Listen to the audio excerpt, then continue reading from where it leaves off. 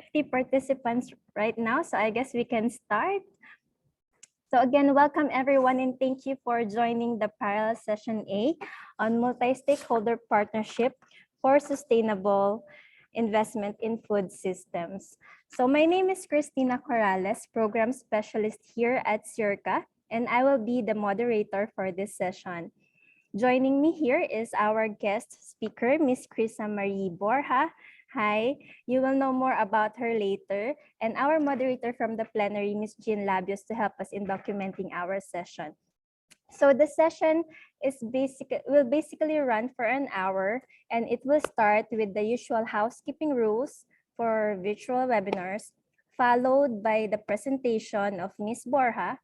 And after her presentation, we will have our open discussion for about 30 minutes. Including the 10 minutes to be allotted for the session wrap up. We will then have our group photo and we will ask you to answer a Menti survey. And after that, we will close our session and return to the plenary. So Jean, may I ask you to share your screen for a while? Okay, so before we proceed to the presentation, just a few housekeeping rules to remind everyone. First is that please note that the entire duration of the session will be recorded and photos will be taken. This is for our documentation, and by joining the session, you are giving consent to the photo, video, audio documentation for this purpose. And also, we request you to please mute your microphones when you are not speaking, and position your cameras properly. If you choose to use a web camera, be sure it is in a stable position and focus at eye level if possible. And during our Q&A or open forum, you can either use the raise hand feature whenever you want to ask a question, or use the chat box. For any instructions and announcement, you can also check the chat box. So, okay.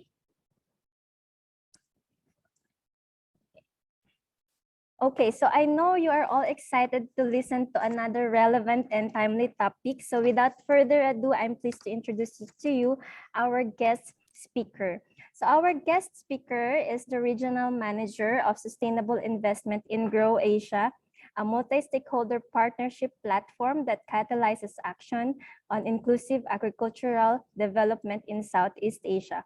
That platform convenes government, farmers, NGOs, and other stakeholders to co-create value chain initiatives focused on smallholder farmers and the environmental sustainability of agriculture. Grow Asia was established by the World Economic Forum in collaboration with the ASEAN Secretariat. Ms. Chrissa or Borja is supporting Grow Asia's responsible investing program, particularly in the private sector and partner engagement of the ASEAN guidelines for promoting responsible investment in food, agriculture, and forestry. So, ladies and gentlemen, let us all welcome Ms. Chrissa Borja. Ms. Borja, the screen is yours. Good morning, everyone. Thanks so much, Christina. I'll just share my screen. Let me know if you can see presentation view with a thumbs up, I guess. All right. All right. All good. Is it on presentation mode? All right, great. 1 second. Let me see if I can look at my notes as well. Okay, let me just stop for a while. Do you mind sharing my presentation on your end? Yeah, sure. Okay, that would be fabulous. Okay. Thank you. I'm using the same one, so if you don't mind. Yeah, sure. For a while.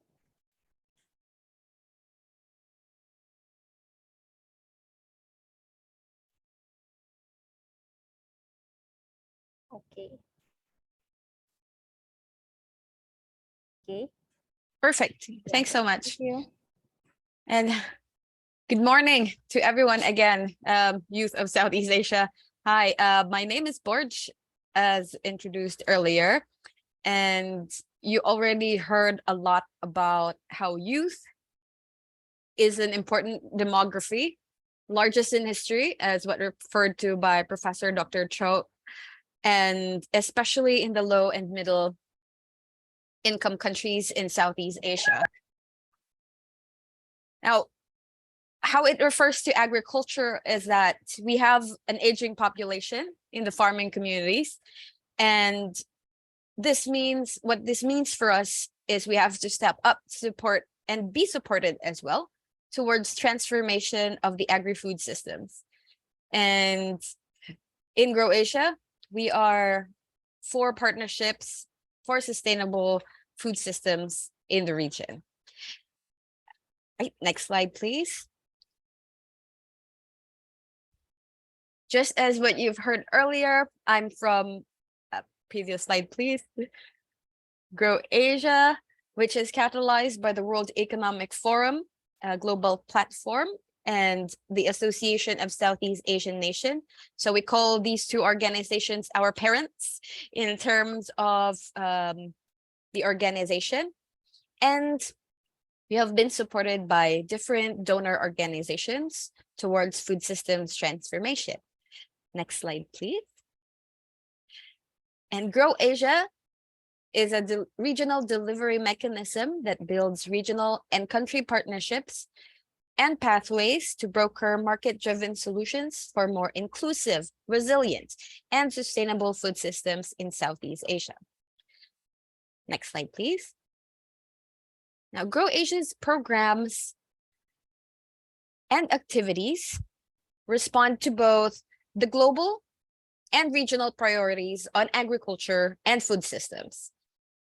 We are supporting the Sustainable Development Goals, as most of you know, and the United Nations Food System Summit. Now, this summit is directed towards national pathways and global pathways towards food security and nutrition.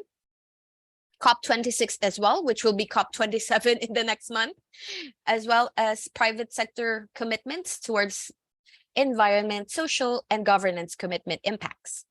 Next slide, please. Thank you. And for us to drive more impact in the region and in the countries that we work with is creating the public-private partnership towards these goals. Grow Asia has currently 4 regional impact funds, which is actually just announced this week during our forum, and are adapted through four programs on agri-food innovation, women's economic empowerment, responsible investing, and climate change adaptation and resilience.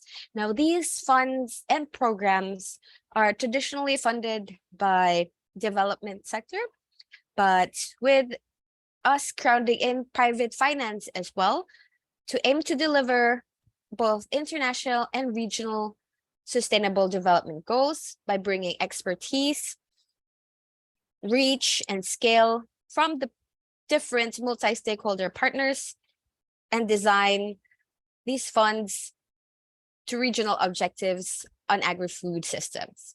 If I may share, you can watch our annual report as well on this video if you're interested to know more.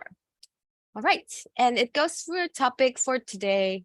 Well, my sharing would revolve mainly around multi-stakeholder approaches and partnership, which is bringing together what are multi-stakeholders, right? Who are the stakeholders in the system? So it brings together the private sector. So many organizations in this one slide, but in summary are the private sector, the international donors, as well as other partners in the civil society, startup organizations as well, which drives a lot of agri-tech innovation, agri-cooperatives working directly with farmers, and finance sector. Our ultimate goal is to bring impact to smallholder farmers in the last mile, which means that one organization cannot do food systems transformation alone. So I just want to allude to the earlier discussions this morning during the plenary that the multi-stakeholder approach is what the food systems transformation needs. Next slide, please. And just a bit more about how Grow Asia operates in the region to respond to the different priorities of the global and regional food system priorities. Grow Asia has a total of 6 country partnerships and network, and they are the ones who actually implement the programs and activities through the multi-stakeholder approach. We have country partnerships in Cambodia, Indonesia, Myanmar, Papua New Guinea, the Philippines, and Vietnam.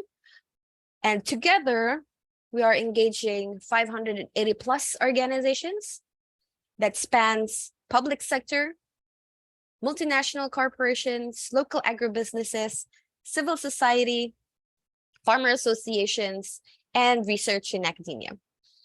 Our network collectively supports 44 locally led working groups that reach more than 2 million farmers today. And Grow Asia implements programs and activities through this approach. Next slide, please. Now, to relate to what I do specifically in the organization is to help in the implementation of a set of guidelines for promoting responsible investments in food, agriculture, and forestry. Now, allow me to introduce the ASEAN guidelines, which is adopted by the 10 ASEAN member states in 2018, which its ultimate goal is to attract socially, economically, and environmentally sustainable and inclusive investments. You can go through the next, thanks, Christina. Yep. So the guidelines are actually has main 2 parts on what and why principles are important and how the member states and other stakeholders take action for each of the 10 principles. To implement the guidelines, we have a 10-year action plan, and by 2030, we aim to facilitate a measurable increase in responsible and sustainable private sector investment. We have 4 core areas that we work with. One, on the national legal and policy services, work that is primarily done together with ministries and departments of agriculture and related attached agencies that will implement responsible investment national policies. Next is on learning and accreditation. Thank you. That aims to train experts from the different stakeholders in the ASEAN on what responsible investment is and how they would work together with the different partners in the region. Another pillar for our action plan is regional and national capacity building, which includes our annual events to gather the different stakeholders in the region to learn on national level priorities and workshops as well. And finally, my work actually revolves mostly around on the 4th pillar on investor engagement and impact management, where we are conducting case studies with different private sector partners and creating tools for them to adopt the guidelines in their own sustainability journey. Next slide, please. Yep. The guidelines, as I've mentioned, have 10 principles and a regional perspective, regional meaning ASEAN, for existing commitments. Now, for our session, or for this particular parallel session, I would like us to focus on guideline number 1 and guideline number 3. 1 being talking specifically about food security and nutrition that aims to contribute to food security, food safety, and better nutrition. And number 3, which is youth, but also includes women in particular, fostering equality, engagement, and empowerment of women and young people, indigenous peoples, and marginalized groups. Now, these are critical sectors of the food and agriculture in the ASEAN, harnessing the youth and attracting more young people into an increasingly aging sector. Next slide, please. Thank you. Now, right, I've mentioned earlier that we have a couple of case studies in the region that looks into 15 agribusinesses and financial investors. I'll post on the chat later some links, or you can use the QR later to get on the video summaries to know more about the case studies. But in summary, it covers Cambodia, Indonesia, Laos, PDR, Philippines, and Vietnam, and both agribusinesses and financial investors in the different commodities and different topics from technology, carbon, supply chain, farmers, as well as small and medium enterprises, local enterprises, regional companies, and financial investors. And Grow Asia published these case studies to showcase how investments in food, agriculture, and forestry align with the ASEAN guidelines. Critically, the case studies showcase social, environmental, and financial results of the investment. It also covers the case study or the business case for responsibly investing in supply chain projects. Also, how agribusinesses can ensure long-term sustainability, and key policy recommendations, which we later on forward to related ASEAN member states and ministries. Next slide, please.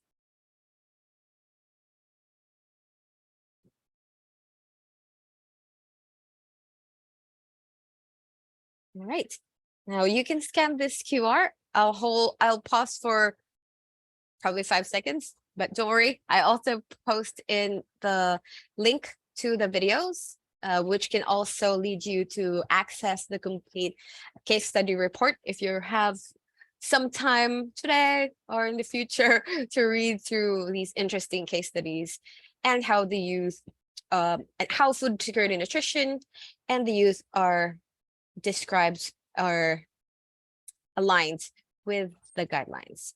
Next slide, please.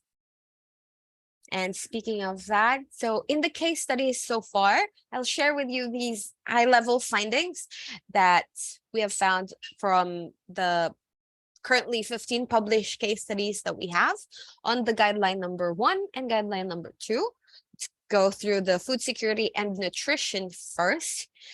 In the case studies, we found that there is an increase, well, businesses and investments would refer to having achieved food security and not achieved, but supporting food security and nutrition by seeing increase in farmer income, leading to the capacity or capability of the farmers to purchase nutritious food.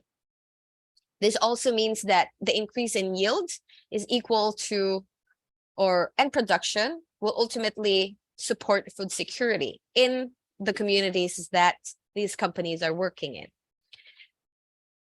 Another important finding was the practice of intercropping. Companies find that intercropping within agroforestry sector in particular indirectly contributes to local food security.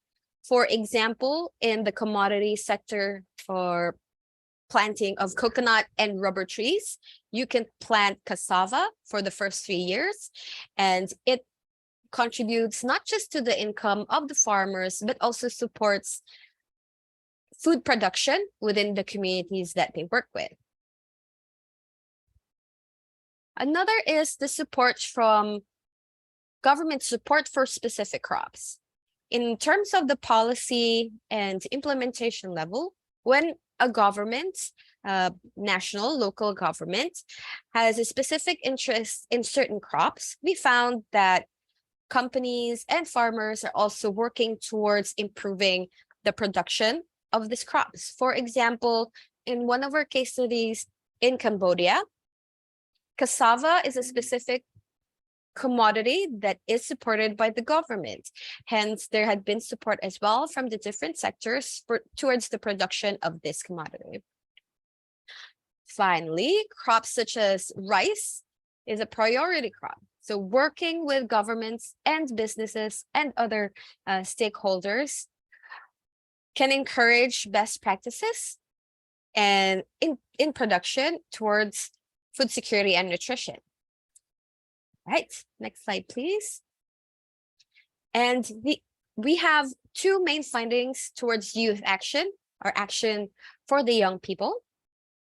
Now, one of the companies that we have partnered for the case study is specifically planting palm oil. And palm oil, if you don't know, has a life cycle of 25 years, similar to other crops in the forestry sector, or tree crops. And given the youth farmers or young farmers are very important to engage so that they can continue the replanting of said crop, particularly palm oil production. So one of the companies specifically focused on young farmers' engagement for the replanting program, given that the cycle is 25 years and it is important to continually do that after continuously maintaining the palm oil production sector. Also, we found that in the investment space, actually in the tech investment space, companies such as Panama in Vietnam supports development of young engineers and investors to specifically to scientific and economic development of their community. So it's not just within the production that is the importance of youth action is not just production, but also along the supply chain and the different areas of the food system. Right, next slide, please. Cool. Thanks. Now I'll leave you with some questions to different stakeholders in the room, not just the youth, but you can think about how to engage youth and the young people in your food systems, on your value chains, and think about how they can support its transformation. And for the young people in the audience, think about your role on your food system transformation. How will this apply to yourself, to your families, community and society, nation building, towards food systems and for sustainable development? Thanks so much. That's the end of my presentation. Thank you very much, Borj, for that very interesting presentation and for sharing to us the initiatives of Grow Asia, particularly the ASEAN guidelines, that is the 10-year action plan, and the case studies that you are doing to increase or to identify the impact of sustainable investments in food systems. So I'm happy to note that we have around 100 participants here. So it's a lot. So I'm looking forward to a productive discussion later. So at this point, I will now open the floor for our discussion. Just a reminder to everyone to please be concise and specific as possible when posting or asking your questions. And feel free to use the raise hand feature or the chat box to type in your questions. So with that, any questions from our audience or any burning questions from the group? Okay. I'll try my best, very best. Of course. Anyone from the group? Yeah, I think we have here for a while. Okay, so Borj, you showed earlier a slide on a slide showing your institutional partners, right, that Grow Asia currently have, and these are actually big names, very high level. So, do you think the youth play a role in forging this kind of partnerships? Not actually with big institutions like that, but even with the local government or the civil societies. Do you think the youth play a key role in forging these partnerships. And maybe you want to share how the youth can contribute or be instrumental in these kinds of partnership. Thanks so much, Christina, for that question. And yes, I do understand that we do have really we work with big organizations, but along the supply chain as well. And as I've mentioned, our country partnerships in the 6 countries are the ones really working towards the grassroots as well and or implementing organizations. And what we have observed is that the youth and the young people plays not just the role in transforming, it's not just a top-down approach, but a bottom-up approach as well. So the companies, for example, are looking into developing really talents and young people, as I've shown earlier in some of the company case studies that we did, and how important it is, especially in our sector on food and agriculture, that the aging population is a critical component, and encouraging youth to work towards food systems and realizing that they are part of it is, I think, a binding role for young people in terms of food systems transformation. Thank you. All right. Okay, there's a question here. How can we be a partner in integrated farming enterprise in terms of capital build-up and sharing technologies?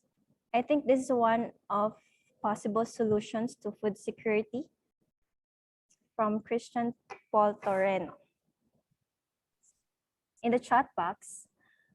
All right. Got it. Thank you for that. Do you want me to answer, or do you want to pull up more questions? That would be fine as well, either way. Okay. You can answer it, Borja. Sure. Okay. I think we'll I'll try to dissect the question so we can get into the answer as well. Well, I'm not here to particularly solve anything, but to really share what we have been doing so far and what my role has been doing towards multi-stakeholder approaches and sustainable investments. And actually, in terms of I'll go to the latter part on share in terms of capital and sharing of technologies. If it is youth related, then I think I alluded to that earlier on how youth can partner, especially. There are organizations within the countries that we work with that are, aside from the case studies that we're doing, of course, that are looking into partnering with organizations, youth-driven organizations, and particularly on the agri-tech sector. One of our programs work closely on agri-tech innovation, and startups are mostly driven by the young community. And there is the food insecurity is actually a big issue.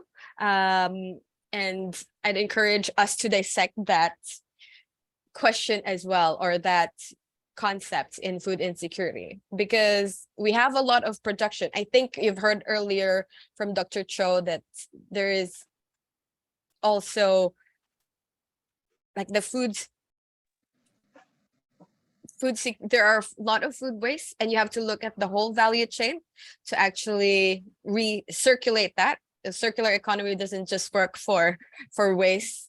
Well, circular economy is one of the things that we can encourage to continue to do. Yeah. Okay. So thank you. Thank you, Borja, for addressing that question. And maybe the comment or the question of Christian can actually be an input to our main activity right now, which Jean will show a slide on the forum topics that we will be discussing. So since the theme of our event is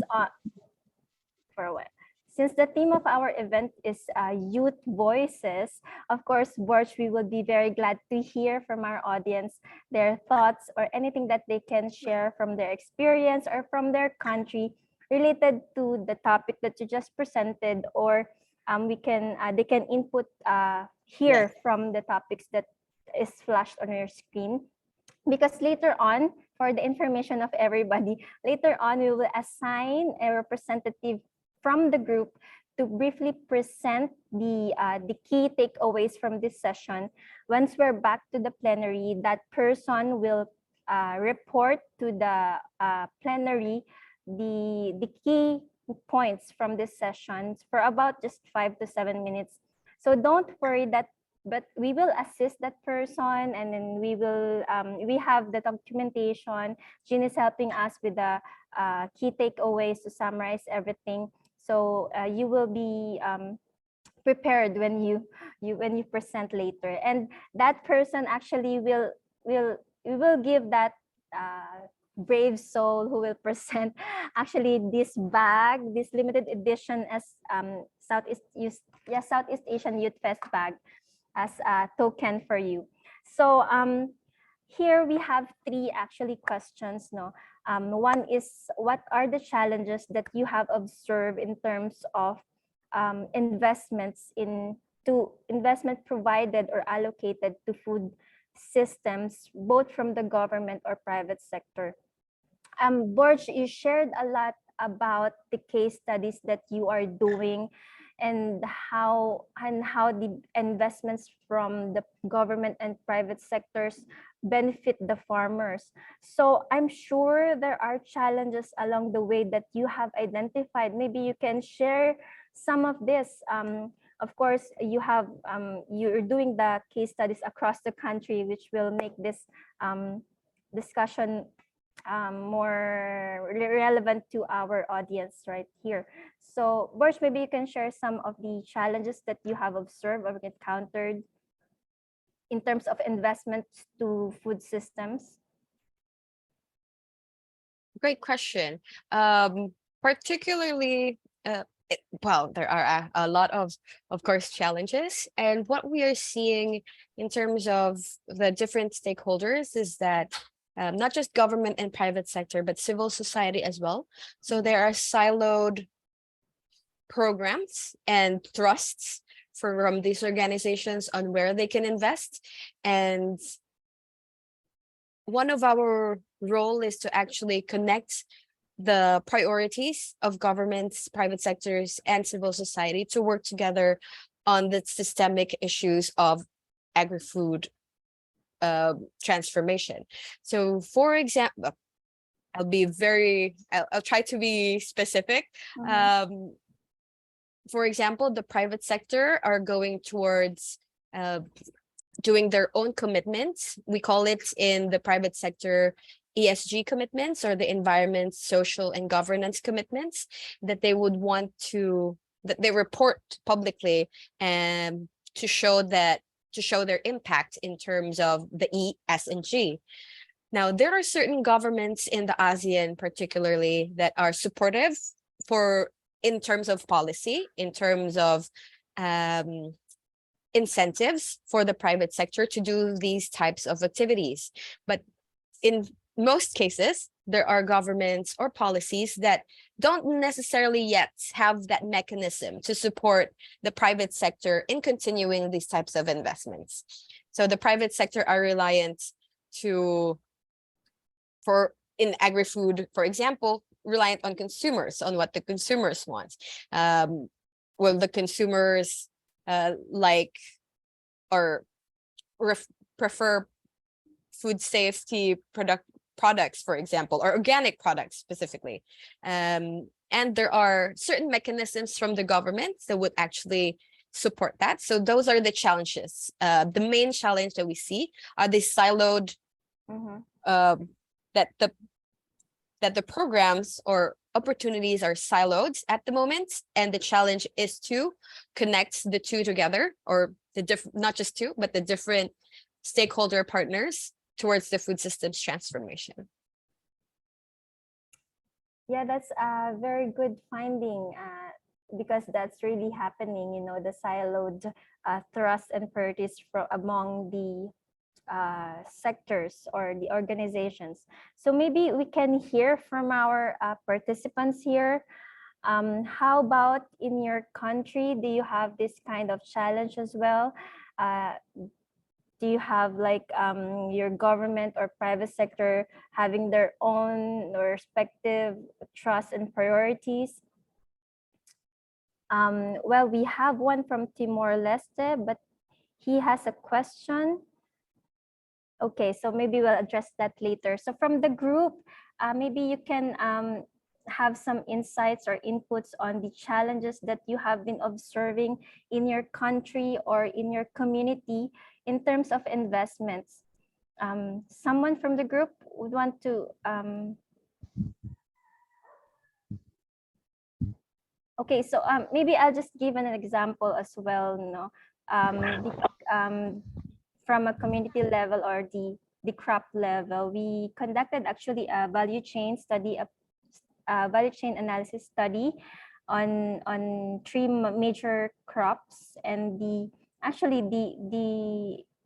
key challenge there is that there is a lack of investments on post-harvest facilities or infrastructures, which leads to high post-harvest losses or food losses, and that's actually where investments from the government and private sector could come in. But right now, it's lacking in, well, here at least in the Philippines, for mangoes, tomatoes, and onions. So that's where the investment, I mean, that's the entry point for investment. So anyone from the group who wants to share their experience, maybe the one who posted from Timor-Leste, Sir Don Amado, maybe you want to share something or anything related from your country. Hello? Don Amado. Are you still here? Let's wait. Okay, let's just wait for him. So don't be shy. This is an open forum. Okay. You can share whatever your observations are. Sir Don, you have anything to share from Timor-Leste? Okay, so maybe our participants are still thinking. But anyway, so from our discussion, Borj, what we found is that there are siloed priorities, and we need to somehow tread this or connect these priorities, and there are also lack of support for infrastructures, at least in the case of the Philippines. Okay. And if you want me to also add a bit, I think to relate to the young people in the audience, I think there's also, it's not just young people, but women as well, where we see investment inequalities. So there's a preference from financial sector to invest in certain type of companies, for example, or individuals. So we continually see this inequality of investment towards women, towards youth. And this is something that we need to address in terms of, if we want to have women and youth promote or continuously invest as an SME and as a producer, for example. So that is something as well that we see in some of the countries that are in the region, actually globally, that we can address or challenge the financial institutions to address. Thanks so much. And okay. Sorry, I just want to encourage the young people in the audience to also, I'm here also to learn from you, so we can also, of course, continue this dialogue. And we have a lot in Croatia. We have a number of partners that would want to hear sides of the youth, and how can they, of course, improve their practices and programs as well. So you will be helping me actually. Now we'll get a lot of info from you, Borj. But anyway, we have here a comment from Lance from Philippines.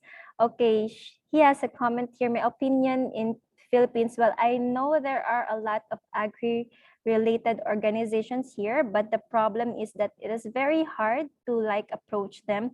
We can only approach them like when we have competitions like clamathons.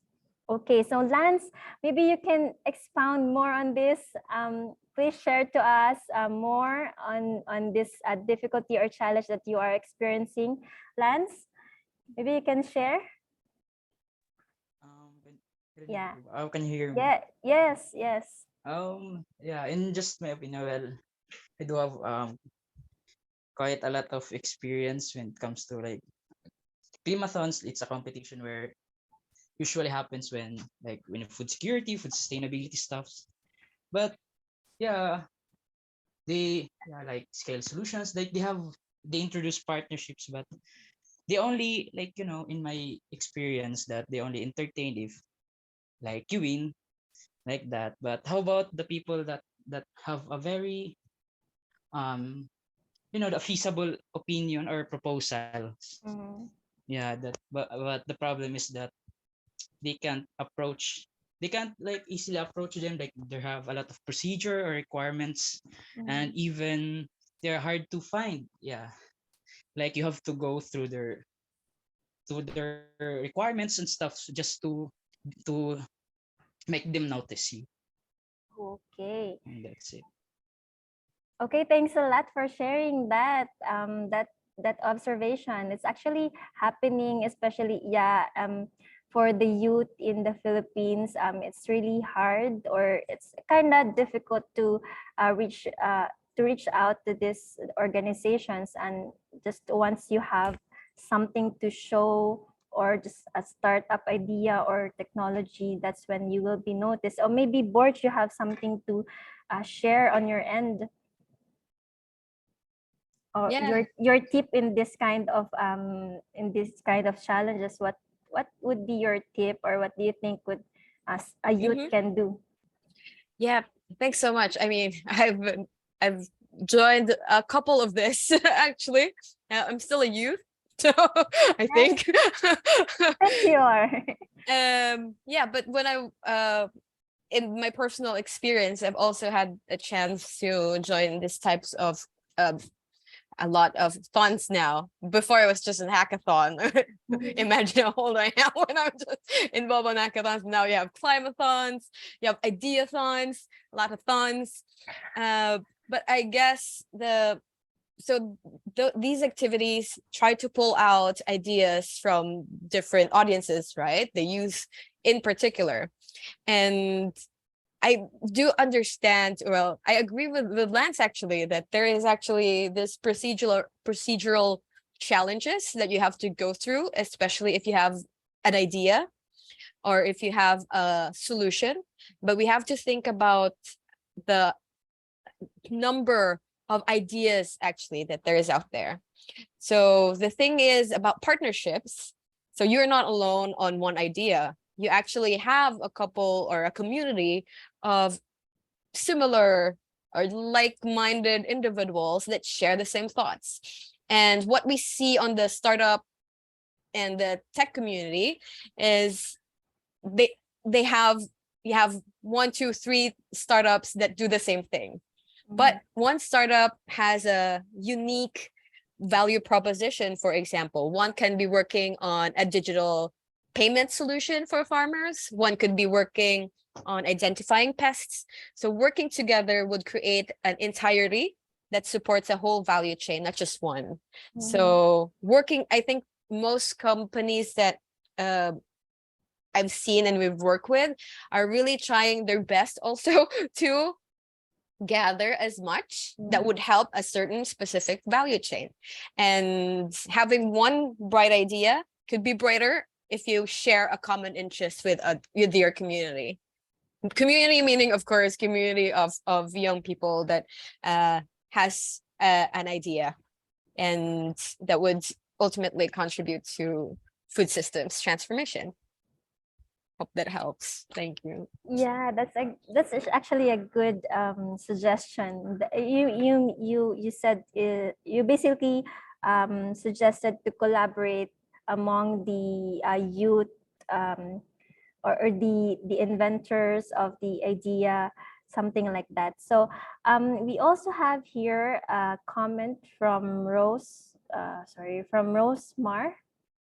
In my observation, there are few investments for agriculture, but the problem is lack of information or education for farmers, especially most of them are illiterate. Sometimes investments is also weak because investors are only interested to those farmers or businesses that are successful. It would be much better if they support those who are mostly in need of those investments. Okay, Rosemar, maybe you can share more about this.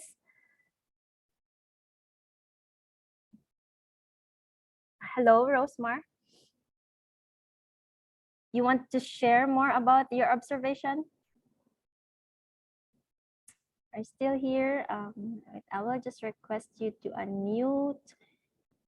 Rosemar, okay. Rosemar? Hello, oh, maybe she's a little bit shy. So maybe Borja, you can share some of your inputs in here. Yes, definitely. I think I mentioned earlier that there is really investment inequalities, but that is almost mostly on the higher level. But specifically, it's very prevalent, right? The investments is going through big to businesses or individuals that can actually go to the next level, or are what was Rosemar mentioning, that is successful. This is because it's risky. Agriculture and forestry is a high risk sector. And if you're on the business side, you would want to invest in something or someone that actually has a track record. So that is I think one of the challenges also in directly investing in farmers. And what we see, I'll connect the previous discussion on partnership and the farming communities, because we see that cooperatives actually have a better chance of getting investments. We have partners in the civil society that has proved that this to be true, because there are a group of, the farmer cooperatives actually has a chance to develop farmers within their cooperatives and attract investment as well. So again, you can't do it alone, and having that cooperative or community in terms of the farmers actually would help in not just in the investment part, but also in the capacity development part. So you get to learn with your fellow farmers, as what we see on the grassroots level. And yeah, making sure that the capacity development within the community and building up your financial portfolio as well. So that business component is inherent within farmer cooperatives versus being just a standalone farmer. We're talking about smallholders, of course. Okay, thanks for emphasizing working together, not in silos, as you mentioned earlier, but together. So, okay, I think we can proceed to the second topic on the strategies or solutions the youth or can contribute to promote or increase the investments in agri-food sector. And I think we have here a suggestion from Christian Paul Toreno. I think we can make a deal in government-private partnerships that we can address the problem in food security. Government should provide us more knowledge to enable us to make a great business plan proposal so they can invest. Oh, it's some Tagalog words here. So maybe Sir Christian Paul, you can summarize or you can expound more on your suggestion. Sir Christian, may we ask you to unmute and hello? She just Hello, ma'am. hi, sir. Yes, sir. I'm not good in speaking in English, ma'am. Hindi po ako fluent, ma'am. It's okay. It's okay. It's okay. Sabi kasi sa akin nung teacher namin, ma'am, noon, yung isa sa problema sa production ng agriculture commodities po dito sa Pilipinas ay yung land conversion, ma'am. So I think yung integrated way of farming po, ma'am, yung isa sa pwedeng solusyon po sa problema na yun po, ma'am. Then yun, ma'am, yung kailangan po yun, ma'am, yung knowledge, ma'am, yung partnership between the government and the private farmer, ma'am, tatlo ay para po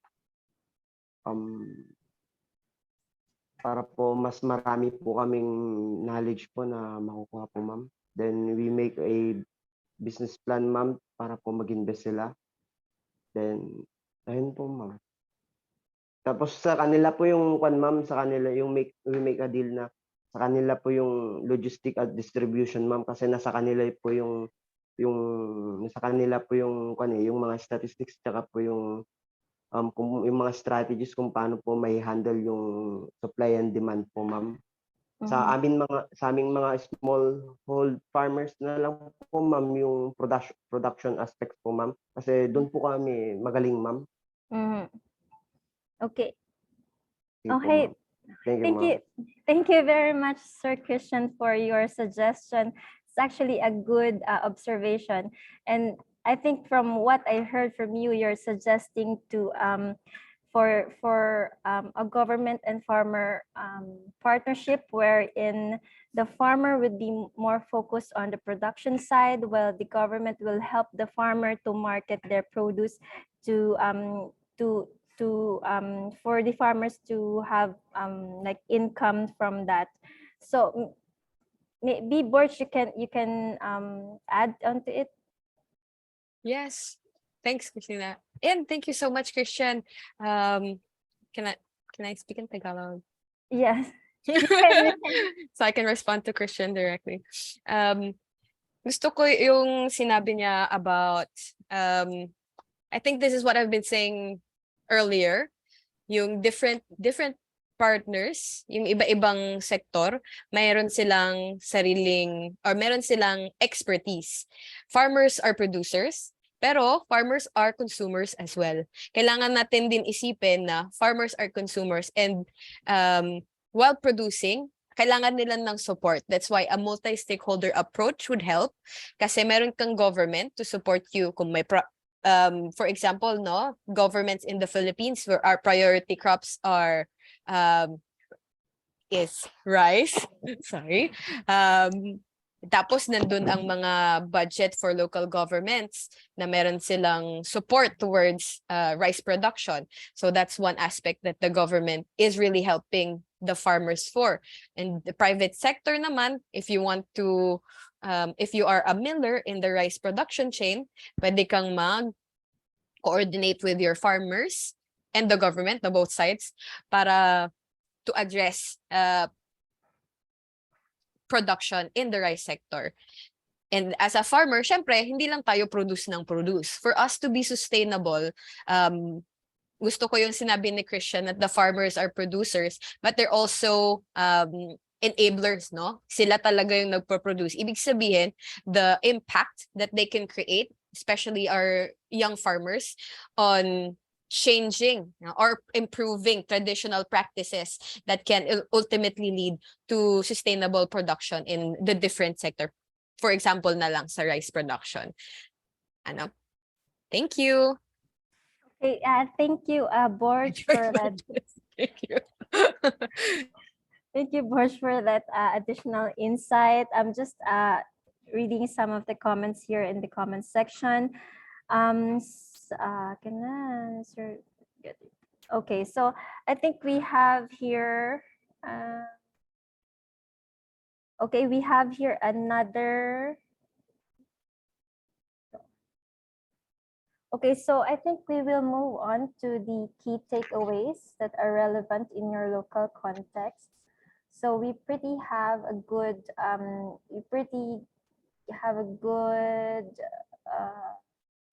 points here about the challenges and the strategies or solutions, which actually focused on multi-stakeholder partnerships.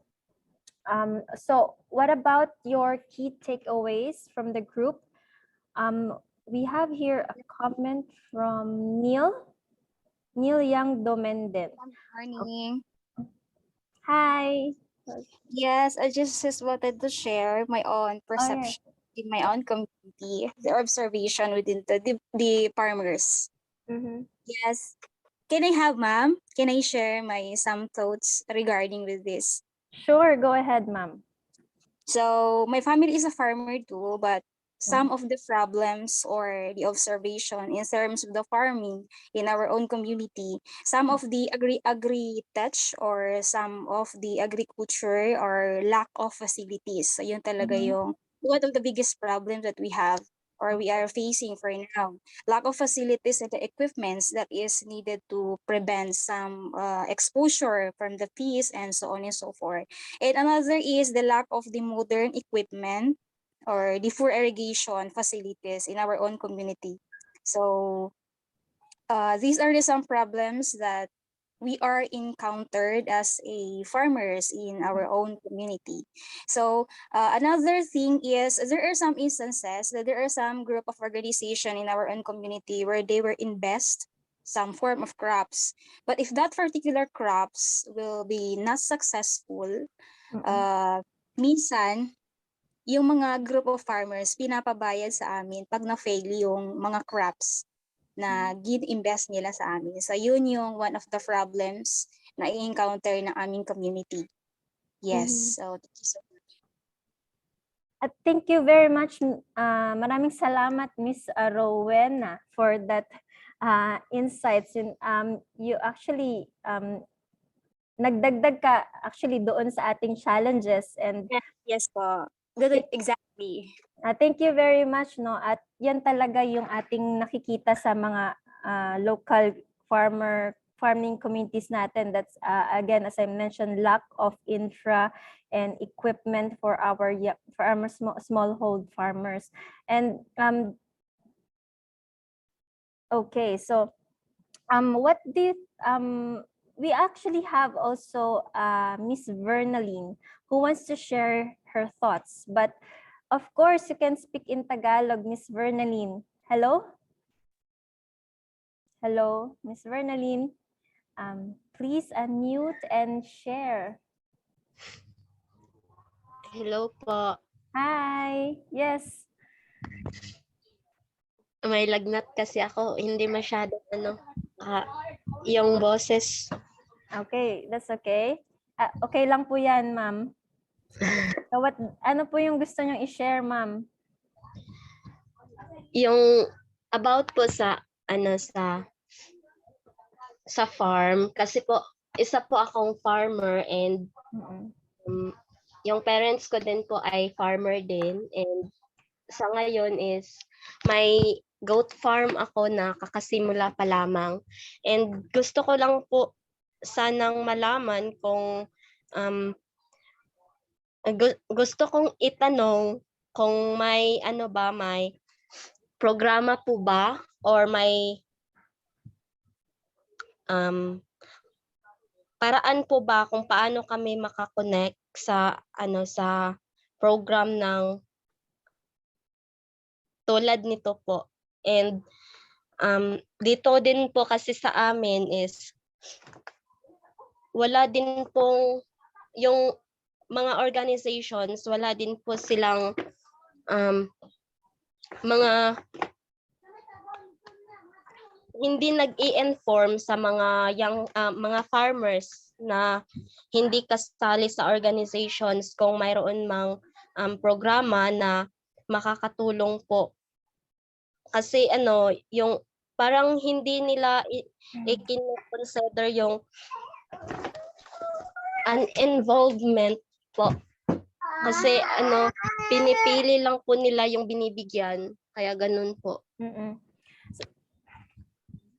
Okay, thank you, Ma'am Vernaline, for sharing that issue on your community.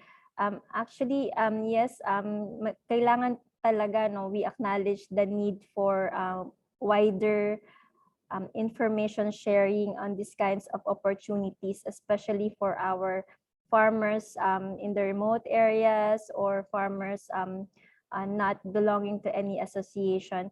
But yes, there are programs and projects, not just from the private sector, but also from the government that supports smallhold farmers. And I think it's pretty up in their websites, or maybe you can search it in Google, the programs and projects that are for the farmers. So 1 hour is fast. Actually, naka 1 hour na po tayo, and we can see all the sharing. So thank you very much. All are very important. And I guess one takeaway that we have here is that there is a challenge in accessing the support for investments. How about you, Borj? What is your final takeaway? Kasi from my end, it really boils down to the lack of access of smallholder farmers to these investments or funds. And I think what we can, one strategy is what has been shared to us is on the wider information sharing, or government assistance, providing them, I mean, at least to the smallholder farmers, the equipment, the infra that they need. How about you, Borj? What do you want to share, or your final key takeaway from this? Yes, thank you so much, Christina.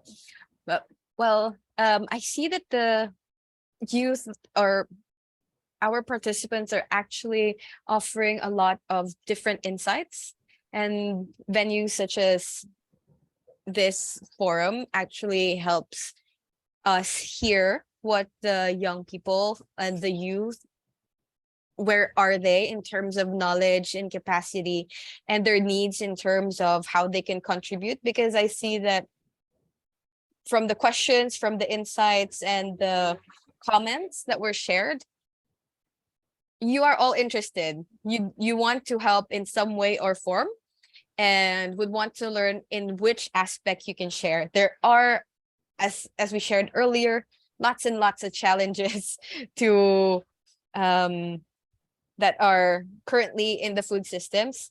That is also why there are different strategies that you can, or solutions that you can contribute to. And in terms of specifically, in terms of investments in the food sector, so you have a lot of potential to contribute to that, not just in agri-tech, but research and development as well, and capacitating or building capacity within your own communities in terms of building capacity in your communities, farming communities. So we all have, I can say we all have different areas of solution that we can build. So there's not one solution to this. So we have to collectively improve different parts of the value chain to do that. Thank you. Okay, thank you very much, Borj, for that final advice or input. So we have to identify a person who will report the results of our discussion to the plenary. So anyone from the group, okay, pwede pong magtagalog sa plenary. Sino pong may gusto na ng bag? Sino pong may gusto ng limited edition bag from the SEARCA? Pwede pong Tagalog ang i-report natin sa plenary, and basically the challenge is there is a lack of support. Yun po i-report natin. Ang i-report lang po is basically challenge and then solution. Okay, so please raise your hand kung gusto po ninyong mag-volunteer for that one brave soul. Meron kang bag from SEARCA. So sige po. Basically ang i-report lang ay challenge which we identified na lack of investments in infra, and in your case yung mga equipment, facilities, and the solution basically is working together, not working in silos or yung isa-isa or separately, but we work together, and we adopt a multi-stakeholder approach for attracting investments sa ating food system, agri-food system. So, okay, anyone from the group? The support are not okay. So, actually, marami tayong comments and questions pa dito sa chat box, but in the interest of time, it's we were only given 1 hour. So anyone from the group who wants to report, or else tayo paano ba pipili tayo ng isang nag-comment dito. Okay lang ba sa inyo? So what do you think, Jean? Paano tayo pipili?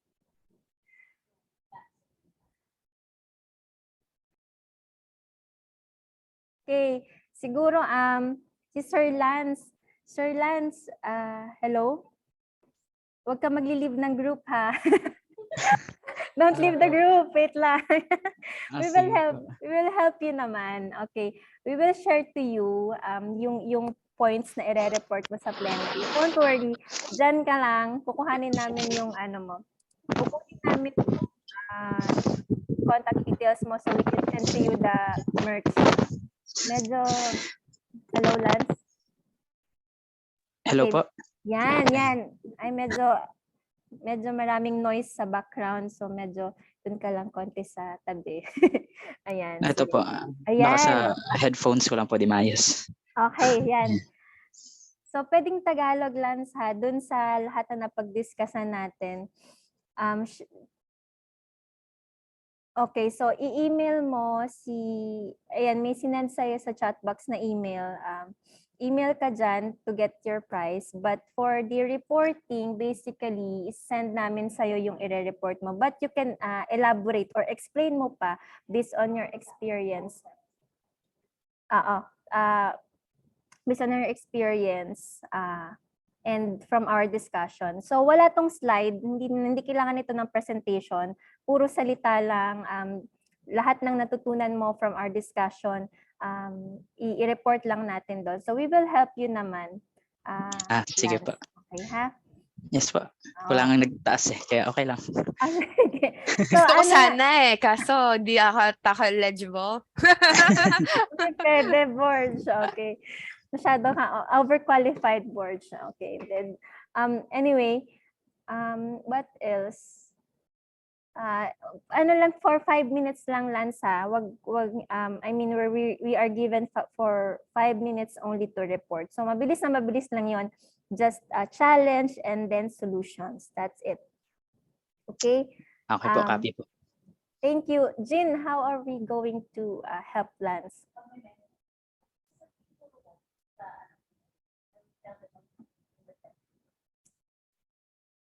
Or email nyo lang po sa akin yung sasabihin po. Okay, sa live ka magre-report. So email namin. Pabalik tayo sa plenary in a while. We will send you the link. Tapos balik tayo lahat sa plenary. Tapos doon tayo magre-report. I-email namin sa'yo, Lance, yung documentation. I-note. Okay, so no need pala, sabi ni Jean. Hindi namin i-email, but ino-note mo na lang. Okay, so again, the challenge is more on the lack of investments in boards. You can help, you can help Lance also. So the challenge is on the lack of investments in infra, equipment, facilities. Lance, you take note, please, ha? Sige pa ulit po. Sige. So the challenge is that we identified is there is a lack of Investments.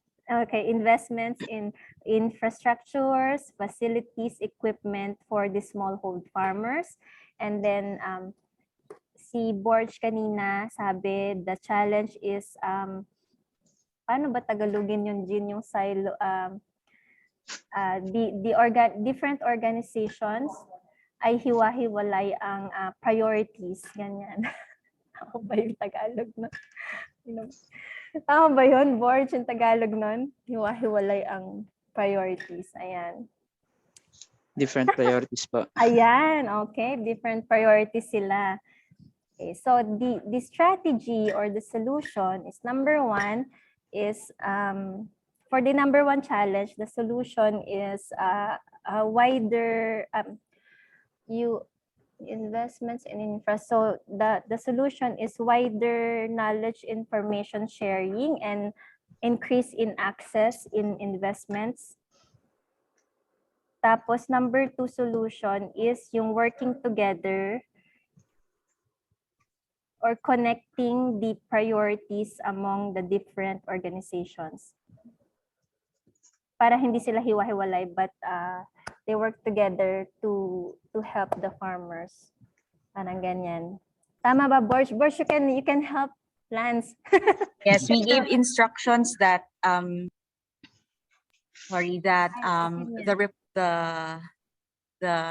speakers can help the reporters. So we can view you side by side. Okay. Para okay. hindi mahiya masyado ang ating reporter. Thank you, Lance, for taking this challenge on. Okay, we just have one last task, no, Tina? Yes. Okay, so Lance, I hope you were able to take note lahat ng yon. And may last task kami for everybody. Okay, picture pala muna tayo. Picture. So please turn on your camera. Jean, ikaw mag-take. Okay. 3. Okay. Sige lang po. Okay. Ayan. Okay, sige. Okay. Okay, everybody smile. 1, 2, 3. I'll take us. Another panel. 1, 2, 3. Third panel, we have 4 panels. Okay, third panel, 1, 2, 3. Fourth panel, 1, 2, 3. Okay, so one last activity for everybody. Jean will share the Mentimeter survey. So please scan the QR code or go to www.mentimeter.com and then enter the code. So just scan the QR code or go to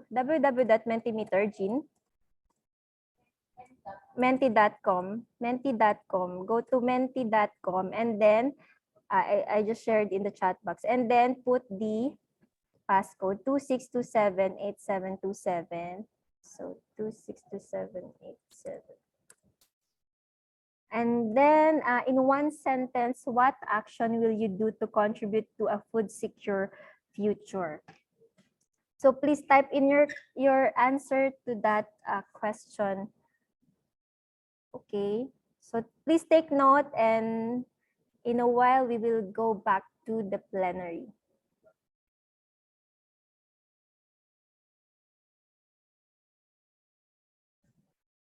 Okay, so Lance, please share your location so we can send to you your merchandise. And then we will go back to the plenary. Jean will share it out in a while, the link.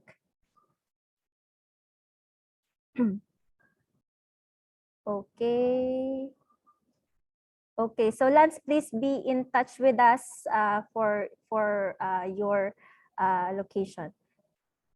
Okay, let's return back to the plenary, everybody. So thank you very much. That ends our session. Again, for the e-certificate, the instructions will be given at the plenary. So please make sure to join the closing at the plenary sessions. Okay. Or here's the link. So bye everyone. That ends our session. Thank you very much. Borja, thank you very much for your time and for all your inputs. So see you at the plenary.